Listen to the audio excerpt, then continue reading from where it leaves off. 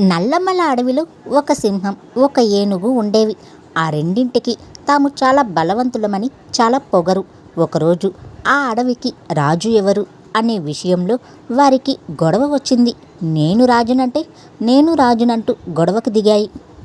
ఆ సింహం, ఏనుగు గొడవాడుతూ ఉంటే అడవి నాశనమైపోతుందని మిగతా జంతువులన్నీ భయపడ్డాయి. అప్పుడు సింహం ఏనుగుల దగ్గరికి ఒక నక్క వచ్చింది. మీకు ఓ పోటీ పెడతాను, ఎవరు గెలుపొందితే వాళ్ళే ఈ అడవికి రాజు అంది. ఏనుగు, సింహం సరే అన్నాయి. నక్క ఏనుగుని పిలిచి, ఈరోజు చీకటి పడే లోపల నువ్వు ఒక జింకని పట్టుకుని రావాలి అంది. సింహాన్ని పిలిచి, ఈరోజు చీకటి పడే లోపల నువ్వు ఒక చెట్టుని పెరుక్కుని రావాలి అంది. రెండూ సరే అంటూ అడవిలోనికి పరిగెత్తాయి. కానీ చీకటి పడేలోగా ఏనుగు జింకని పట్టుకోలేకపోయింది, సింహం చెట్టుని పడగొట్టలేకపోయింది. అప్పుడు నక్క, ఈ అడవిలో ఒక్కొక్క జంతువు ఒక్కొక్క పని చేయగలదు, అంతేకాని అందరూ అన్ని పనులు చేయలేరు. కాబట్టి అడవిలోని జంతువులన్నీ సమానమే అని చెప్పింది.